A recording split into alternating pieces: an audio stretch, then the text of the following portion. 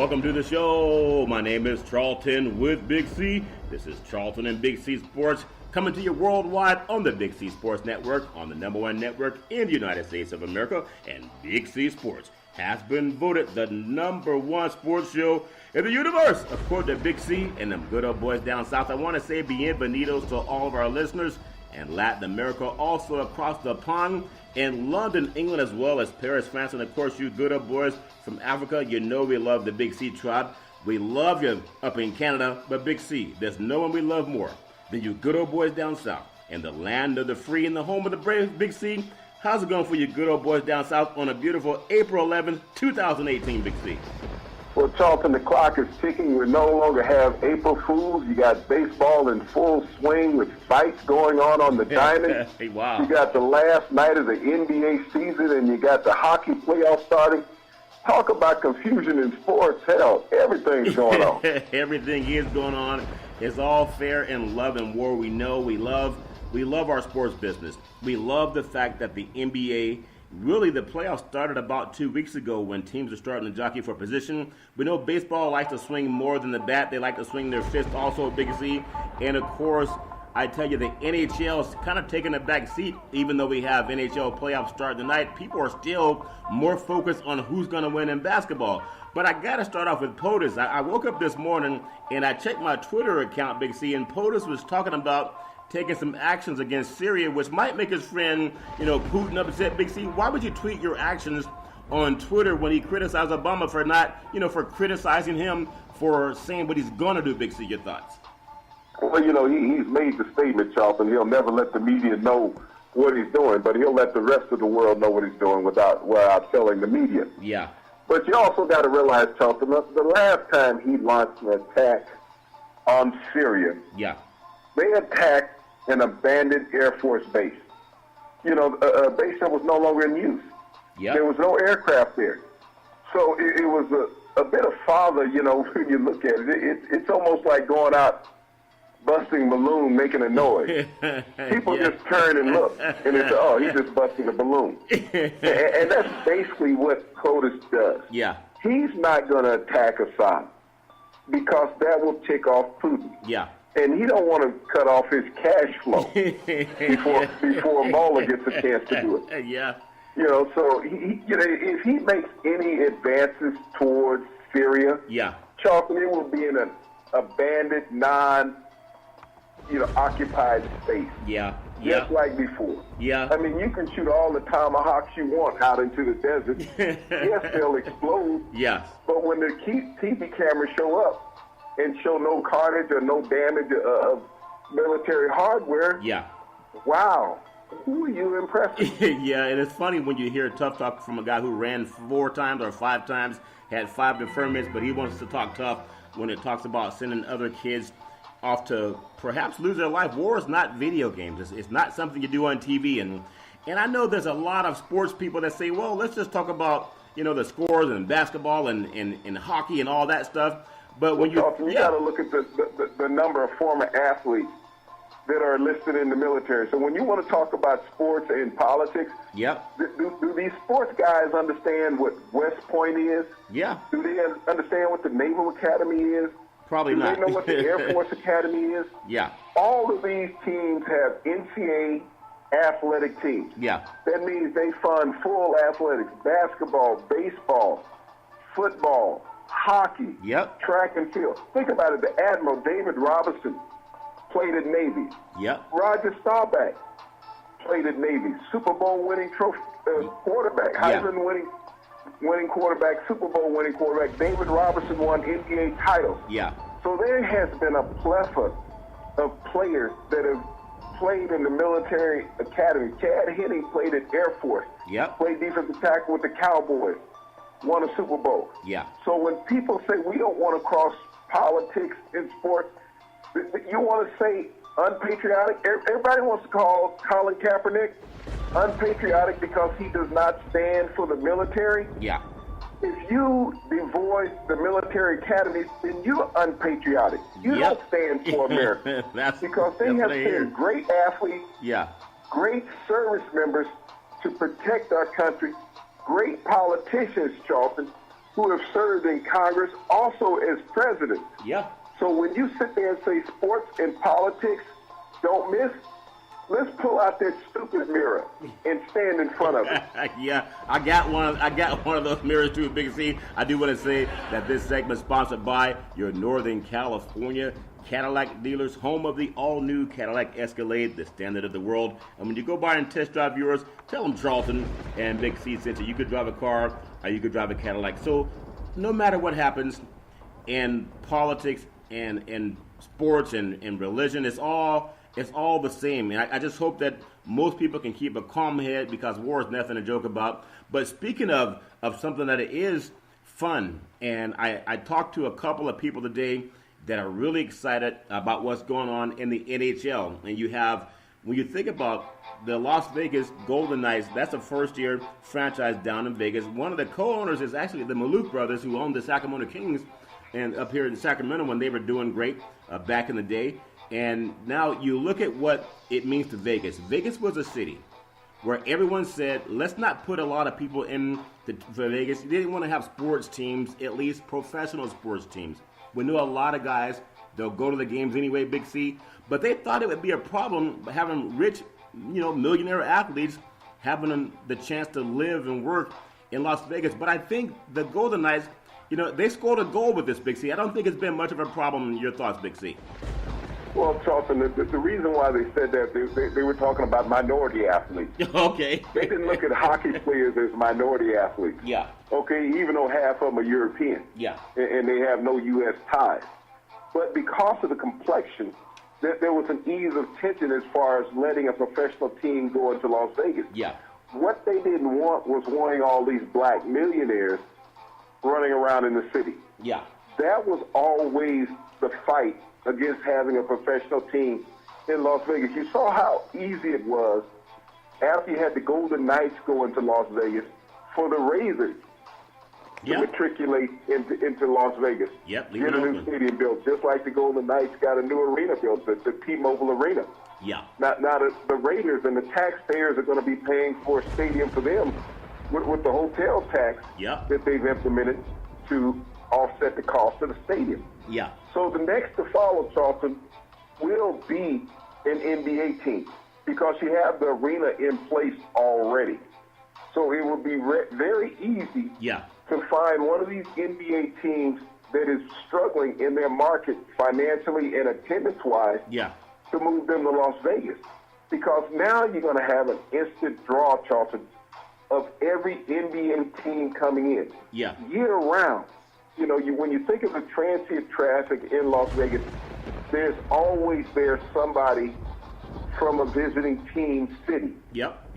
So you won't have any problem filling an arena, Charlton. And Vegas is just a city that people want constant entertainment. Yeah.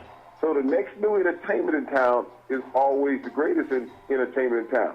Yeah. And Charlton, after they bring an NBA team in, they will build a baseball stadium. Well, I tell you, it's almost like the oversaturation of the gaming community. And I know that a lot of people love Vegas, and it has a lot of glitz to it, and we love every boxing match. When you think about it, it's actually better in Vegas. I know they've had fighting at Staples Center. They've had fighting at Madison Square Garden. But something about Las Vegas and the lifestyle, and because men and women are gluttonous, okay? I know we have this church thing we do on Sunday. You good old boys down south, always in the church praying for what you did on the weekend. Yeah, but we let church out prior to 1 p.m. Church has to be over by noon on Sunday. Kickoff's at 1 o'clock. Pastor can't miss that football game. But the thing is, people in America, they act like they don't like what adults like, which is everything that Las Vegas offers. It's a candy store. Now, you can find that candy store anywhere in the land of the free and the home of the brave. But in Vegas, it's for adult people. It's not for the kids, even though they have some places you can take kids.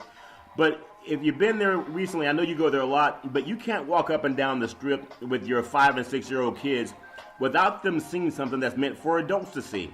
So I think that has been a pushback by people saying that we don't need rich athletes in Vegas more so than, people gambling on the sport. But I think, Bixie, the cat's out of the box. people have been doing it anyway. There are things you tell grown folks that you don't tell kids. And I think people are saying what happens in Vegas stays in Vegas. But as more and more sports team, Big C, what happens in Vegas may just start growing up in Vegas, Big C, from at least 1 to 18 years old. Big C, your thoughts? Well, Charlton, we talk about professional baseball because, the season just started. Yeah. You take the Chicago White Sox, for example. Yeah. They announced a crowd today at their stadium in excess of 15,000 people. Wow. Okay? They had less than 1,000 people in the stands. There was a sports writer who counted every head. Wow. Less than 1,000 people at the Chicago White Sox home game. Yeah. Across town, the Chicago Cubs had 40,000. Yeah. So when you think about teams that are struggling, when you have dual teams in a city, Yep. and you look at the White Sox versus the Cubs have had a resurgence, a renaissance. Oh, yeah, they have. They've always been loved. Yeah. But, with what has happened with Theo Epstein, being the general manager, bringing in the players that this organization needs, Charlton, keeping them on top of the division, Yeah. the White Sox are struggling. Yep. And so when you look at teams that will possibly move, you have to look at that. Yeah. If you look at the White Sox, you look at the A's, Charlton, these teams struggle to have 10,000 people in the stands. And you think about that, that's an embarrassment for Major League Sports. Oh, yeah. That you cannot put 10,000 people in a 50,000 seat stadium. Yeah. Where in a basketball arena, you have no problem getting that, Charlton. Yep. Yep. That's a poor turnout in a basketball game. Yeah. But a baseball team, you can't even attract that, even at this early stage of the season. So Vegas becomes very attractive in many ways, Charlton, is that you bring one of these major league teams in. Every home game, you have a visiting major league city coming into the city. Yeah. You think about the number of people that are transients from that city now that live in Las Vegas, as well as people that have come out to enjoy the week or the weekend from that city, Charlton. Yeah. Well, you have a built-in fan base constantly. Yeah. And just another attraction for casino visitors that want to get outside and get away from the casino to get some fresh air to go take in a baseball game for 3 hours, Charlton. Yeah. It's just the next move that's coming along. Well, I want to ask you, Big C, you travel all over the world and cover sports all over the world, and I want to get your thoughts on the thing with Vegas. And I know that sometimes people may not like what I say, but this thing about keeping people away from overexposing them to sexuality. That's the thing about Vegas. People say what happens in Vegas stays in Vegas. And they don't want to expose young multimillionaire men to being overly exposed to sexuality. But you can hardly watch a sporting event without seeing a Viagra commercial. And you don't have to go to Vegas for that. But for the young men and women that enjoy going into that lifestyle and doing whatever they want to do, and then going home and pretending nothing happened, I think that's the salacious part that people fight against more than saying we don't want to have young people having, XX time on their hands and multi-millions of dollars. You don't have to be rich to enjoy the lifestyle of Vegas. Big C, your thoughts? Well, Charlton, if you've ever been to Los Angeles, New York, Miami, and a plethora of other U.S. cities, you're going to be exposed to that all the time. Yeah. It's not just Vegas. It's not just Nevada, Charlton. It's there. Yeah. You ask any rich person in America, especially male, what is not accessible to you? Yep.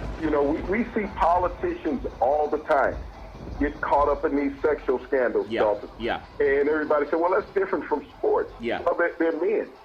And so they have the leisure capital to enjoy whatever they want. It doesn't make any difference what city you're in. You can be in Albuquerque, New Mexico. If you have the leisure capital, you can enjoy what you want. You can be in Laramie, Wyoming.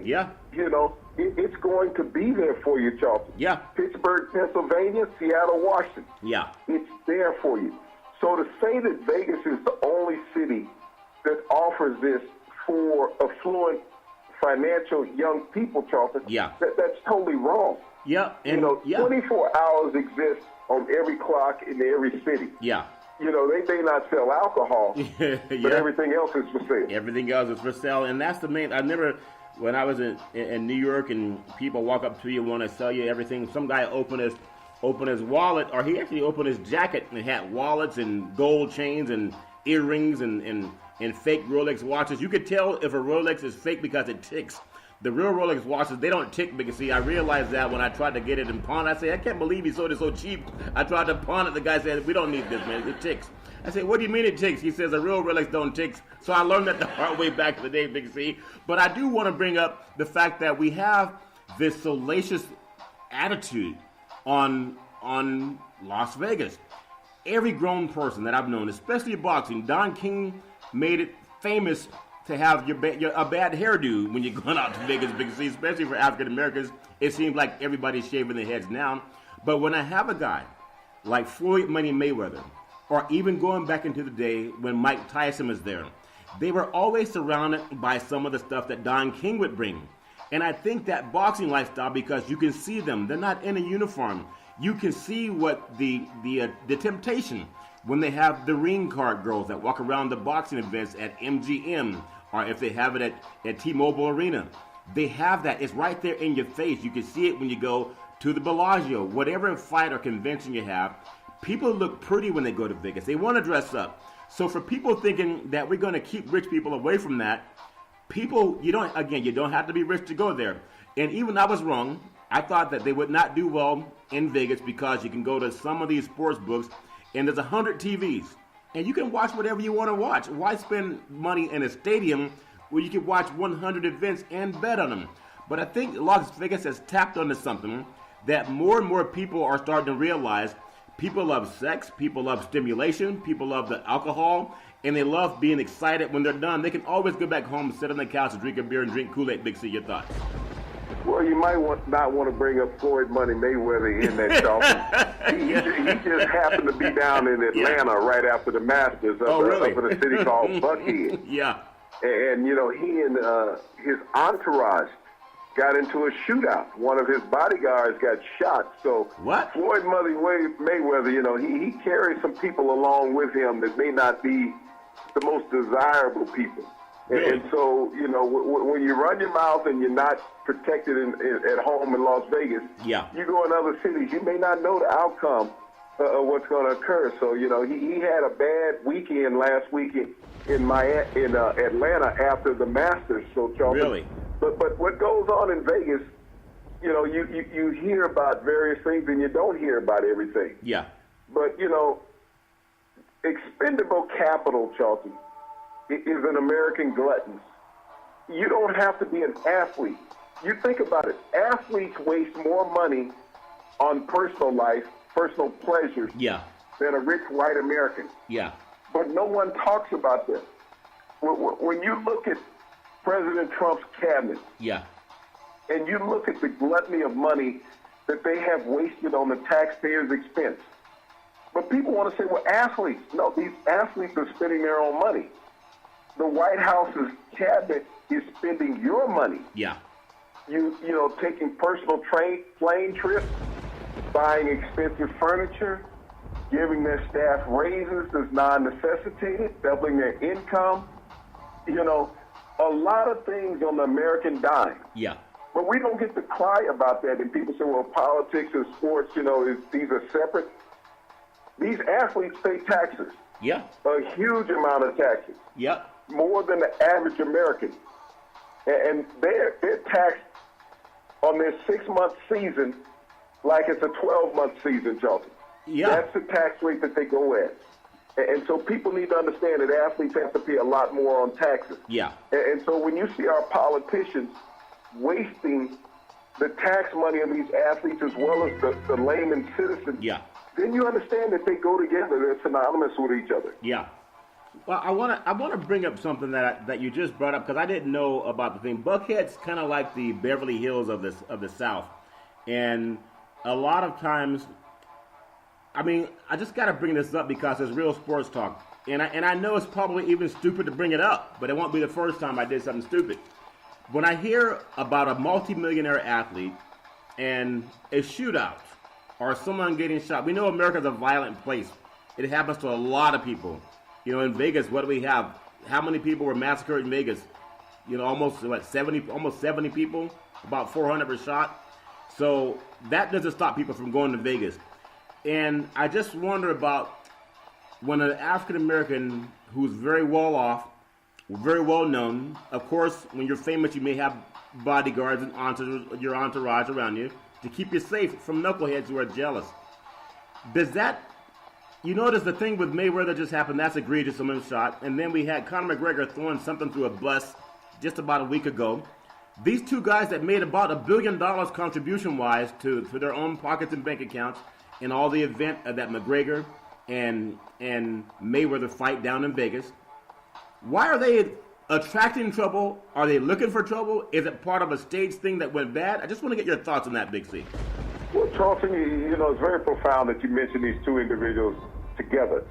You think about the incidents that occurred over the last week with the two of them. You know, McGregor attacking a bus, Mayweather being attacked. Yeah. But their cockiness and arrogance, you know, that they exude, you know, that other people are less than them because of the amount of money that they have made. I mean, it's great to make that kind of money. Yeah. But, you know, people are people. And when you're going to deal with people who have less, we've seen the nature of American society. Yeah. Is that people will go after people with something. Yep. Because they're envious of them. But then if you rub it in their face and rub their nose in it, Charlton, you know, people will get real ticked off. Yeah. They say, okay, you can't outrun this bullet. Yep. You know, my gun is just as strong as your gun. Yeah. And so what happens is you make money, but you don't remove yourself from the environment that you're comfortable with, Charlton. Yeah. That's the problem. When we've seen so many athletes over time, is that they can't remove themselves from an environment they're accustomed to, that they grew up into with their friends, their posse, their entourage. Yeah. And this is not a black thing, it's a white thing also. McGregor. No one can say he's black. Nope. But he's as big a thug as anybody we've ever seen in the athletic world. Yeah. But it's handled differently because he's white. Yeah. Okay? All the sports and all the talk shows would have said if it had been Mayweather doing that, it was his entourage. Yeah. It's just like with his situation in Atlanta, he had bodyguards. Yeah. Okay, to protect him against this situation. Yeah. McGregor goes out there because he's bullheaded and attacks people. Yeah. You know, Mayweather was trying to get away from this scenario. Yeah. But I also look, Charlton, in Atlanta, as far as the things that occur in Atlanta, as far as violence. Yeah. You go back to the last Super Bowl that was played here in Atlanta, Charlton, years ago. Yeah. And, you know, there was an incident. And this is an athlete that I'm tired of hearing his mouth. Yeah. Okay? Ray Lewis. Yeah. Okay? What's the difference between Ray Lewis and O.J. Simpson? Nothing, Charlton. They haven't found the shirt. They haven't found other the shirt. than they're both going to be in the Hall of Fame, their busts need to be side by side because they both committed the same type of incident. You think about it. Ray Lewis had on a white fur coat. Yeah. The night his incident occurred in Atlanta after the Super Bowl. That white fur coat has never been seen again. Somebody lost he went to trial. He went to trial on obstruction of justice. Yeah. But the amazing thing that I find about Ray Lewis now is that here he was criticizing Colin Kaepernick several months ago. Yeah. Talking about how he's gotten away from what reality is. Yeah. And that he needs to sit down and pray and think about what he's doing. Maybe he needs to change his hairstyle. Yeah. Okay? And today, Ray Lewis is out attacking Odell Beckham. For what? He's talking about that he's gotten away from the church, that he needs to have some elders in his life to teach him, to bring him back into God. Yeah. Now, this is a guy, think about it. Ray Lewis had 6 children by 4 different women. Okay? Yeah. So what point of God was he living? He had 6 children by 4 different women. He was involved in a homicide after a Super Bowl. He got charged with obstruction of justice because he could afford it. Yeah. Okay? And he's up there telling other people that they need to have religion in his life. Yeah. What the hell does he have in his life to make him a spokesperson for religion other than a lot of criminality, Joe? Well, that's interesting you bring that up. And I've come under a lot of perhaps criticism also from some of my own black brethren. And again, It's just a fact. It doesn't matter what color somebody is. But I remember having a conversation with some people in the entertainment industry. And I know we talk about sports, we talk about entertainment, but sometimes we got our own garbage to clean up. We always want to say, well, the white people this and the white people should do that. And they, we got our own issues. And I got to say it, even though some people say, man, don't talk about that. Keep that private conversation. But I hear so many people who sing music now it's like the Willie Lynch letter. Let's let you be famous as long as your words are denigrating, as long as you are tearing down the morale and the self-esteem of the belly that you come out of, meaning black women. And so a guy can sing about, the blankety blank word, and she's a blankety blank this, and she's a blippity blip that, and he can sign a multi-million-dollar contract. Because the record industry says, we'll let you become a millionaire if you denigrate your own community. People who look like your mother and your father. And then we'll let you drive around in a $100,000, $200,000 car with gold chains all over your neck.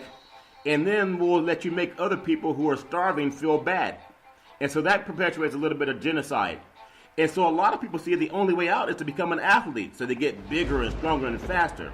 And then we advocate for colleges to pay young kids, especially young black kids.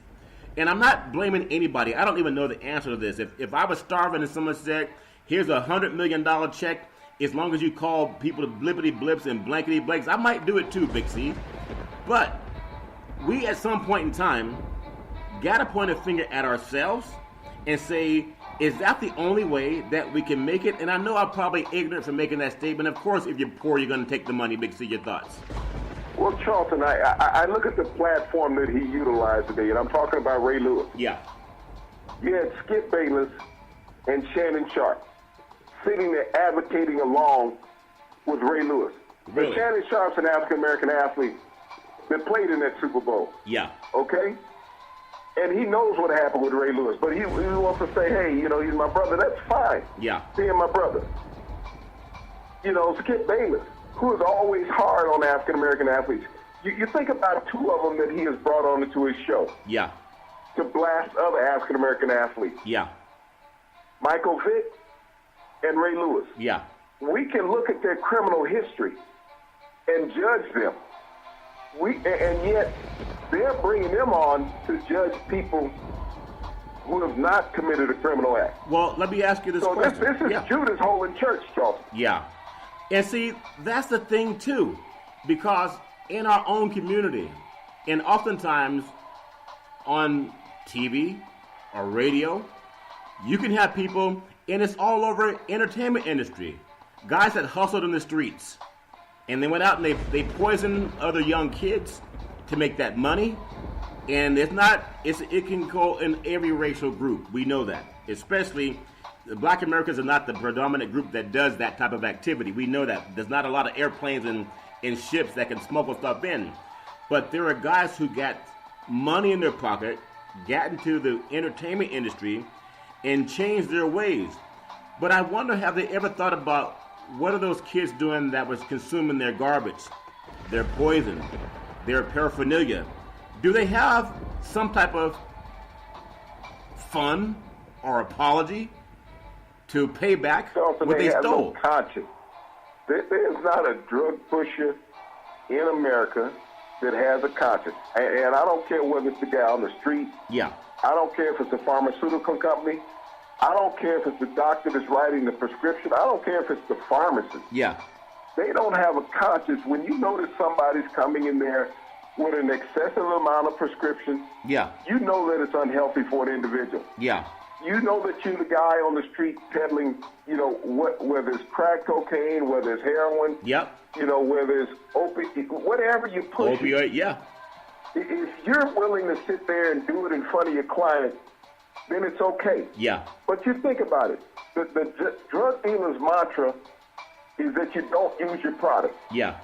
So you don't see a pharmacist sitting there, Charlton, popping Oxycontin or fentanyl. No. They don't, but they'll pass it out in a prescription. Yeah. You don't see the doctor using it at the doses that he's prescribing for somebody. The pharmaceutical companies are making billions. And so when we look there and think that drug dealers, and everybody wants to blame the guy on the corner, they say, well, he's the culprit. He's the reason. He doesn't run the chemical processing plant, Charlton, that's producing this. Yeah. Okay? So to have a conscience on the carnage of human beings, Charlton, no, they don't. As long as finances is involved, we've seen dozens and dozens of professional athletes Yeah. lose their career behind pharmaceutical misuse. Yeah. Okay? And no one's sitting there saying, well, he should have known better. Yeah. But if you've been a professional athlete, Charlton, there's no limit to pharmaceutical medication that you can get. Yeah. And I can attest to that, Charlton. We had, not only did the trainer have a black bag, but we had 2 to 3 doctors in the locker room every day. Wow. Yeah. If you could pronounce the medication, you could get it. Yeah. Without a prescription. You didn't need a prescription in the locker room. The general public needs a prescription at the pharmacy, okay, when Yeah. you go in to pick it up. Yeah. But when you're a professional athlete, you do not need a prescription. You will ask for things, and doctors will offer you things. Yeah. Okay? That's how athletes get addicted. Yep. Because it's a free meal to them. You know, it's like walking and saying, don't worry about paying.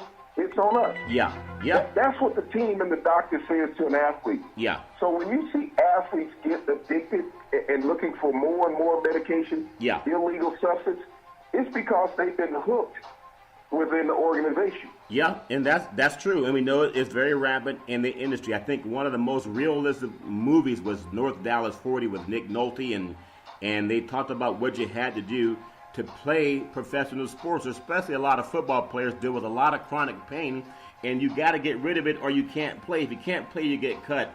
I just want to close on one thing that people need to know about what happened with Mayweather and how he was dealing with the issue that, I mean, I didn't know about it until you told me about it, but a lot of well-known people, they have celebrities. I'll never forget, back in the day, I met a gentleman just at an event, and he was licensed with a concealed weapon. He was a bodyguard, and you would never know it other than he had baggy clothes on. But he didn't want that weapon to be easily seen. And he has a lot of Hollywood celebrity A-list type people that he watches. And outside of just looking like an average guy, you would never know that's what he did for a living. So when you watch the Academy Awards or when you watch, NFL shows, the ESPYs, obviously you don't see that stuff on the inside. But as those players go out, and you know this, when they go out, sometimes they're a target. And that's why I just wonder, when we look at some of our black brethren in the hip-hop industry, whether you are, the late Tupac, and we know what happened with that incident with him down in Las Vegas, or there's so many other guys, Eminem, a lot of guys that have made it really big in the business. They always have to, out of necessity, they got to have a bodyguard. They got to have someone to protect them. But what I agree with you on, Big C, is this image, and of course people can be forgiven, but you take some of our brethren who get into this business, as tough as it is, and they know they have a criminal background, and then they'll get on TV and they'll act like they're Jesus, and they're talking about how we should all sing Kumbaya, and if they can get the reprieve to do that, that's fantastic for them, but at least atone for what you did. I mean, to me that makes sense. I'm not preaching, I'm just saying I see a lot of guys who grew up doing a lot of bad things to a lot of innocent people, and they never went back and paid restitution for it, Big C. They just signed a big contract, and now they're preaching. Big C, your thoughts? Well, I blame Skip and Shannon as much as anybody, as much as I blame Ray. Because they keep giving Ray this platform, they keep giving Michael Vick this platform to blast players that don't have a criminal past, Chopper. Mm-hmm. But they're not called to the plate during the show. So, Ray, what about the incident down at the Super Bowl in Atlanta when this young man died and you were in the presence of this incident and you had clothes that disappeared and there was a knife-wielding incident, and so you were charged with obstruction of justice. You weren't charged with the homicide. Yeah. But you were an accessory. Yeah. So how do you feel about that? How do you apologize to his family? How do you explain to his family, since you're this God-fearing person now, were you God-fearing that night when this young man was being stabbed to death? Yeah. Did you have an epiphany to say, hey, this is wrong. We shouldn't kill this young man. We shouldn't take his life. Yeah. But you don't talk about that. You don't call him to the plate on that. Michael Vick, how did you feel when you were killing dogs? if they lost a fight, you went out and murdered the dog. You assassinated the dog. Yeah. You didn't put him to sleep. You didn't euthanize him. You killed him brutally. Yeah. And so, Mike, how do you feel about that? You know, you can go around and talk at all these humane society events that you want. Yeah. But you did this for years. Yeah. You killed dogs for years for fun. Yeah. And laughed about it, bragged about it. And so now you want to talk about a player who hasn't committed a criminal incident, and you're sitting here saying that he's wrong for taking the action that he did. Yeah. You know, you're only wrong after you were convicted. Yeah. So other than that, you were laughing. Well, just like Ray. Yeah. You knew nothing about God until all of a sudden you got convicted for obstruction of justice. Yeah. And you know, now you're going to go into the NFL Hall of Fame, and you're going to sit there and you're going to preach to everybody how sacred your life is, how good a life you've lived. But you won't bring up this incident in Atlanta. Yeah. And so every time you go out and talk negative about a player in the NFL or any other sport, okay, tell everybody how you have 6 children and 4 baby mamas. Yeah. And wasn't married to them. Tell everybody how you were around an incident where a young man was stabbed to death after the Super Bowl and you were convicted for obstruction of justice. Yeah. That you did not have a religious moment during any of those incidents. Or at least have the family do his induction to the Hall of Fame. I do want to say that sports is a billion-dollar industry, and boys and girls sports is the foundation to this billion-dollar industry. And for every athletic and sporting event, you need athletic and event insurance. We work with Ben and Mark. They work with Big C Sports, whether you're a pro team, a collegiate team, a high school team, or your mom and pop soccer leagues. When you reach out to them, let them know that Big C sent you at 800-772-8624. That's 800-772-8624. I want to bring up something. I know a lot of people are looking at the NHL and hockey and NBA. We'll touch on some of that. But I want to just bring this up because Bergen Catholic High School, Ordell, New Jersey, one of the most powerful high schools athletically in New Jersey. They have a nationally recognized wrestling program, and they have a 29-page, 12-count suit filed in the Superior State Court in Bergen County that alleges the school, archdiocese, and officials, they shielded wrestling coaches from criminal detection and a conspiracy to endanger children. There was some sexual assault and abuse going on, and these good boys, under the eyes of God, they covered it up. They're not black, they're white. So people that are saying, well, you're being tough on some of the athletes who were living in the street, and now they signed a contract and they came to Jesus, along with a few $1 million in the bank. This is a school in New Jersey that's a Catholic school, and here's some good boys doing the same thing that happened at Penn State on the high school level. Big C, your thoughts? Well, Charlton, it's not ironic that it's a Catholic high school, Charlton. We've known that the Catholic Church has hidden sexual predators for decades. Yeah. They move them from diocese to diocese, and this is not us attacking somebody. This is a fact. If you don't believe it, as you say, Google it. Google it. Yeah. I mean, every major news outlet has done studies on this and stories about these Catholic dioceses where they have gone out and they've molested young boy after young boy, and it's been covered up, Charlton. This is something that's been known since the 50s. Yep. This is what they do. They are predators. But they're covered up. They're protected. And, you know, these are just like the women who spoke out in behalf of Trump and against Stormy Daniels a couple of weeks ago, saying, well, he's had an awakening. You know, he's taken God into his life and he's turned around. Yeah. Okay, so all the time that he was committing this sexual assault, where was God at during that time? You can't say because somebody's a politician now that he's changed his ways. Yeah. It's been a long time since a tiger has changed his stripes. Yeah. They are dead. They're not going anywhere. You saying the tigers don't change stripes, Big C? You might get confused with a giraffe because there's 3 different types of giraffes with different chest patterns on them. So. Yeah. But, you know, you got to know which one you're looking at. Yeah. But a tiger is a tiger. And when they've gone out and done these things, because they've gotten older, Roy Moore, you know, was a sexual offender in Alabama for decades and probably still is. Yeah. You can't say, well, what he did then, and now that he's coming to the church, he just came into the church because there were young girls in the church also. Yeah. And he could say that he's holding a prayer group, and people would believe him. Yeah. So, when you look at these incidents about these allegations of sexual misconduct, Charles, these are no longer allegations in American society. Yeah. Social media has exposed so many predators, and I'm glad for it. Yeah. Because people have gotten away with it. We have been told to trust ministers, to trust police. Yeah.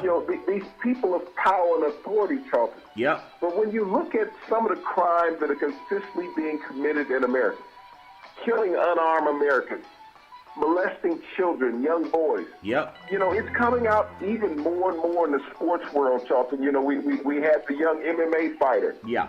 That she had been molested at 14, contemplated suicide. Paige Van Zandt. Yep. We had the young student at Michigan State who has not been named yet, who filed a civil suit against the university because she was raped by 3 of the athletes. Yep. And the athletic department chose to do nothing about it but challenge her, saying you didn't want to destroy these young men's career. Yeah. We think about the rapist at Stanford, Charlton, a couple of years ago that raped the young lady that was intoxicated. And the judge gave him only 3 months in jail, saying, well, he was a fine young man and you didn't want to destroy his life. Yes. But regardless of what he did to the young lady, we look at the mass abuse by Larry Nassar, the former Olympic doctor and Michigan State doctor, and his boss just being indicted also, Charlton. Yeah. This has been a long-running history.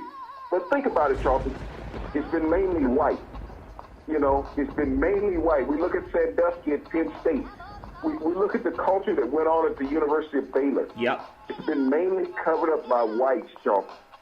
The people that look like the people is being abused. Yeah. We haven't seen police walk up and shoot any of these people, say that they're a threat. Nope. We haven't seen that. We've seen excuses given for the predator and blame put on the victim. Yeah. This has been a consistent in white society, Charlton. Let's blame the victim and let's have sympathy for the predator because he still has a future in front of him, regardless of whose mentality that he's destroyed. Yeah. Well, I tell you what. Let's look out for him. Yeah. Yeah. And the reason we got to bring it up is because we're so mesmerized by who's going to win the game, who's going to get into the playoffs, who's going to hit a home run. And you have stuff going on at schools, Catholic schools, colleges. Think about this, Charlton. Think about how ostracized Tiger Woods was a decade ago. Yep. By society, by the media, for having consensual adult actions with another adult. Yeah. Okay? Yeah. We have these people at this Catholic high school. Yeah. These adults who are preying on young children, Charlton. That don't have a voice, that are not being consensual. And think about how quick it will go away. Will the national media jump on this like they jumped on Tiger Woods? No. Saying that he was a pariah and that it was, infidelity taken to a whole new level. Yep. Because he was a black man. Yeah. He was beat down more than the criminal, Jim Sandusky. Yeah. Yeah. And Tigers was consensual. Yeah. And you look at this Catholic school, Charlton, that you send your children to be protected and educated. Yep. This is politics, okay? So when people say politics and sports don't mix, you send these kids to the school, Charlton, to be educated and protected. Yeah. Not molested. This is where politics come in. Yep. Because some people need to do some jail time. Well, the reason it happens so much is because nobody talks about it because we're all going to the game. We always want to know who's going to win the game, but we do want to keep our women safe and men too. So every time we see an issue, we feel it's our duty to at least put it out there so that people can stop just being mesmerized by the game. And speaking of being mesmerized by the game, Big C, tonight's the final week of the final game of the NBA. And a lot of things are up for grabs. And there's a lot of things happening that when you look at the NBA, it's been playoff action for the last probably at least 2.5, 3 weeks. Some big games going on tonight. Before we even touch on some of those games, I look at Russell Westbrook, and I love his demeanor. I love his attitude. And he was saying, when asked if he only needs 16 rebounds to have an average of a triple-double the last 2 years, he didn't even care about the naysayers. That man hustles the way you should hustle as an athlete. If everyone had his work ethic, there'd be no one saying that teams are taking time off. Just give me your thoughts on even if he doesn't get it, if he comes up short, his effort is something that should be celebrated as an athlete. Big C, your thoughts? Well, Charlton, this is the consummate professional. You think about what Westbrook has done the last 2 seasons. Throughout his entire career in the NBA, he has showed hustle every night. He doesn't take a night off when he's on the court, Charlton. You know, this is something to be said about the rest of the league, Charlton, if you played at that level. You know, last year he was the MVP based on his heroics and accomplishments, what he did, historically. Yeah. And his numbers are equal to where he was last year when you think about the triple-doubles, Charlton, for a season. Yeah. And yet he's not even in the talk of the NBA MVP race. Yeah. But, to go out night after night and have that determination, playing amongst some of the greatest athletes in the world. Yeah. And you are not stopped. You're that non-stop, contentious, perpetual motion, night in, night out. And if he gets the numbers tonight, Charlton, it will be tremendous. Yeah. If he doesn't, it will still be a tremendous season. How can you not praise this young man for what he does and what he's being paid to do? Yeah, he's an amazing player, and they're playing Memphis tonight in OKC, and OKC should win that game. We have another intriguing matchup that's almost something that's going to happen in the Eastern Conference playoffs. You have the Miami Heat at home versus Toronto. We know them good boys from Toronto have the number 1 seed, and they're playing great basketball, but Miami can make you relax. Sometimes there's something about that sand down there and people laying out in bikinis in the spring and winter time that might get their focus off, Big C. But your thoughts on a big game for Eagle-wise? You don't want to go into the playoffs with a lack of momentum. Your thoughts, Toronto at Miami tonight? Well, I think that Miami will succumb to the pressure of Toronto. Toronto, Charlton, wants to establish where they are. They better. Is that they want to go into the playoffs with momentum, being the number 1 seed, Charlton.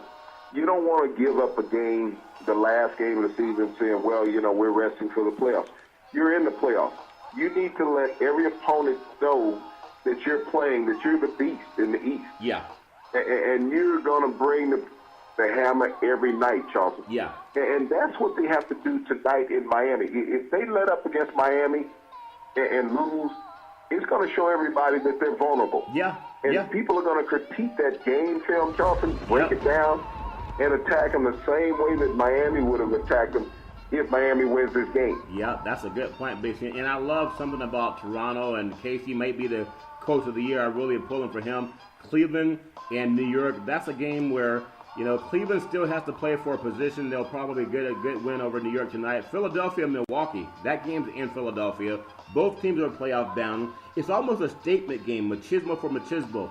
And again, when people say that players are taking a game off, if you can watch the way Russell Westbrook plays, there's no such thing as taking a game off for him. He doesn't even like his teammates, Big C. He says he has no friends. His only friend is the basketball and the hoop because he's about his business. He doesn't care who likes him. Your thoughts on the game tonight that I think has a lot of significance, Cleveland, and they're playing a big game against Milwaukee, Big C. Your thoughts? Well, you think about Cleveland, Charlton. LeBron hasn't taken the game off all year. Yeah.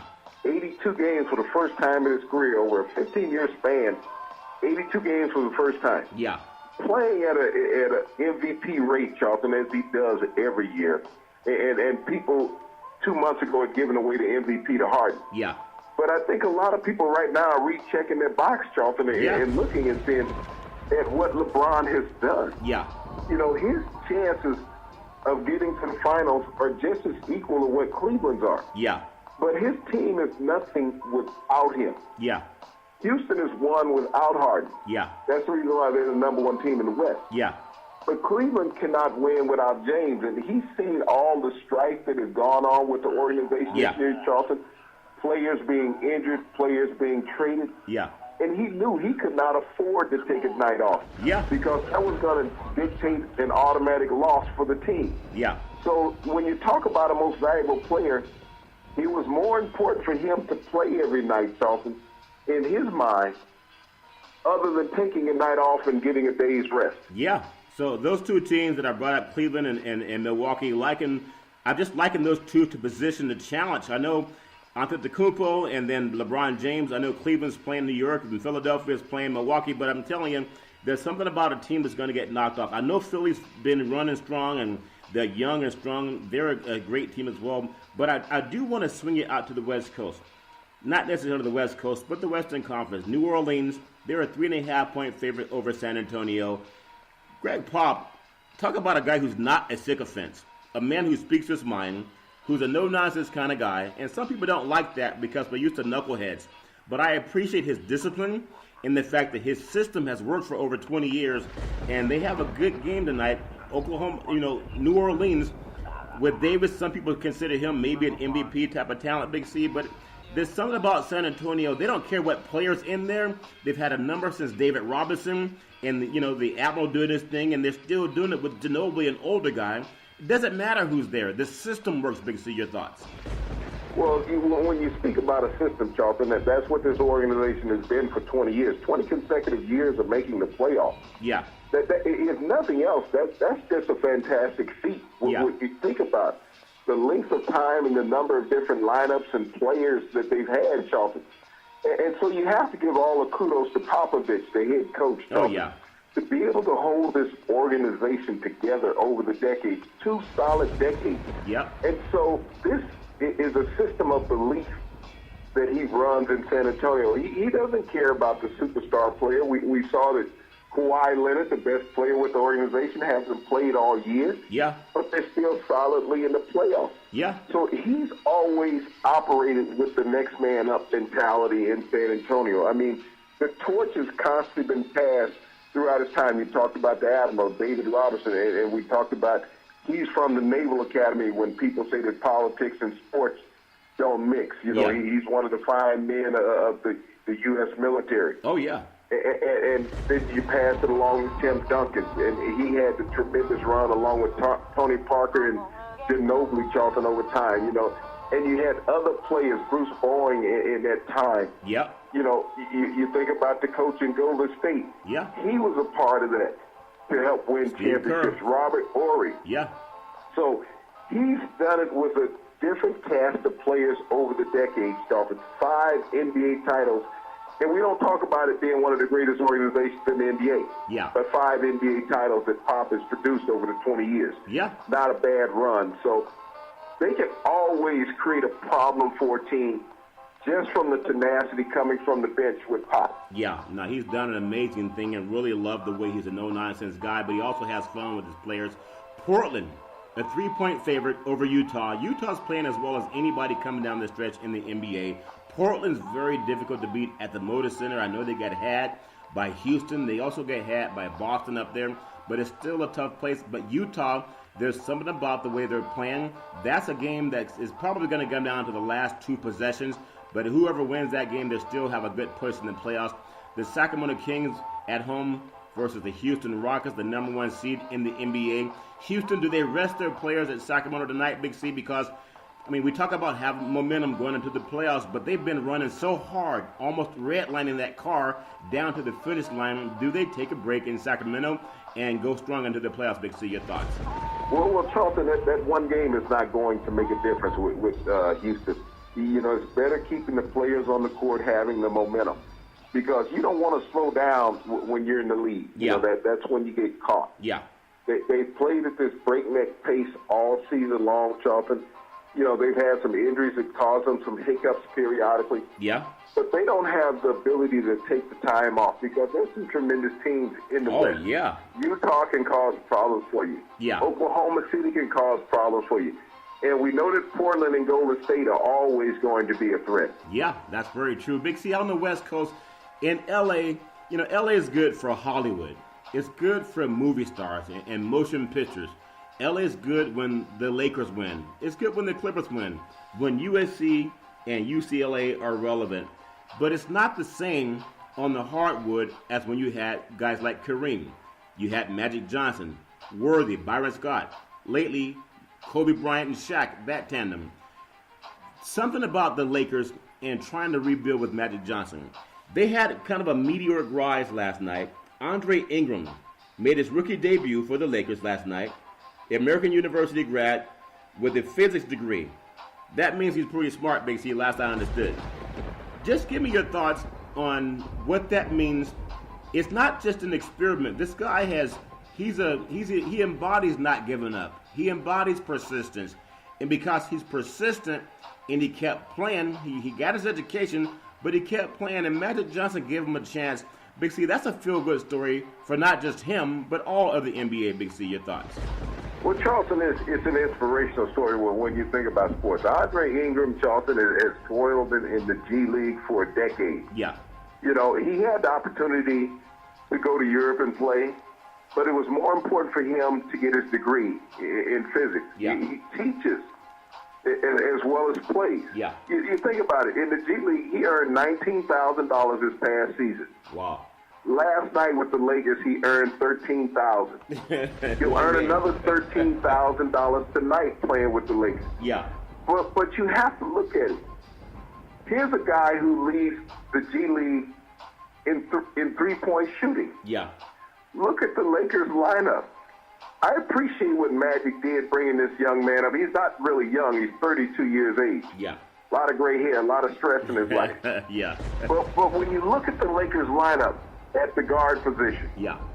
show me a player that has better statistics on the Lakers roster than what this young man has had. Yeah. Yeah. Think about where the Lakers might have been, Charlton, if he was brought up halfway through the season. Yeah. Would they have had another dozen victories? When you think about last night, he was 4 for 5 from three-point range. Yeah. He had 19 points in total, Charlton.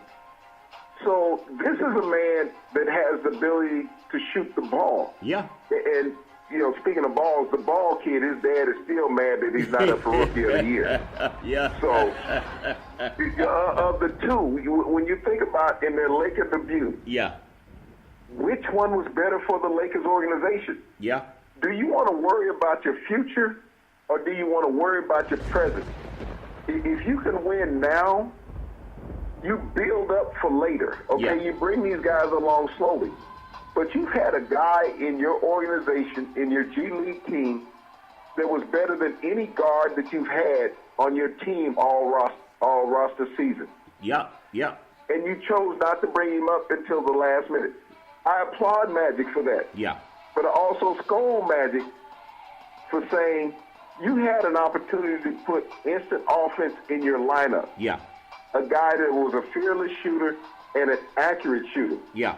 Yet you chose to say this guy's a future instead of winning in the present. Speaking of winning in the present, last few minutes, Golden State Warriors, how did they get beat down by 40 points last night? It doesn't make any sense. They had everyone starting but Curry. Big C, your thoughts? It makes a lot of sense, Charlton. Who has Golden State struggled with this season? They have struggled with Utah. They have struggled with Oklahoma City. And by losing last night by 40 points to Utah, it guaranteed that they would not face Utah or Oklahoma City in the first two rounds of the playoffs. Yeah. The teams that they have struggled with most of the season. I could see that That being was a good point. strategic Yeah. move by the players and the coaching staff. Regardless of what you heard in the press conference, Charlton, Yeah. you have to look at what has occurred to them throughout the season. Yeah. They did not want to take that chance in the first two rounds of the playoffs having to face this team that they've lost the season series to. Well, see, Big They C, would rather play other teams. You have to understand in sports, Yeah. there are ways to tank and get around things and make yourself look good, bad, and good at the same time. Well, I was just... That was an intelligent move. I was mad at my bookie for calling me and telling me that Golden State is going to get smoked. And I said, man, they're too good to get smoked. They got everybody starting but Curry. But I understand he was telling me the same thing you're telling me. Big Z, back in the day, there was a man by the name of Drew Bundini Brown. He was known as Muhammad Ali's right-hand man. He would always tell Ali, with all you've got to use, how can you lose? Rumble, young men, rumble. Big C, what are you looking forward to in the sports universe? Charlton, I'm waiting on the puck to drop on Frozen Pond. Yep. You know, this is the run for Lord Stanley's Cup. Can Pittsburgh repeat and get back-to-back championships this year in the NHL. It's going to be a hard-fought playoff in NHL hockey, Chuck. Well, we all look forward to it again. Don't be so mean to Las Vegas. What happens in Vegas does stay in Vegas, but what happens every Monday through Friday at 5 and 6 p.m. on the Big C Sports Network, on the #1 network in the United States of America, and Big C Sports has been voted the #1 sports show in the universe, according to Big C and them good old boys down south. As we always tell you, there's never, ever any excuse for domestic violence. If you know any man or woman going through that garbage, please call 911, because no man or woman should ever have to go through that garbage on their own. And as we always tell you on every Big C Sports show, we thank you, we appreciate you, and we hope that you have a super fantastic day.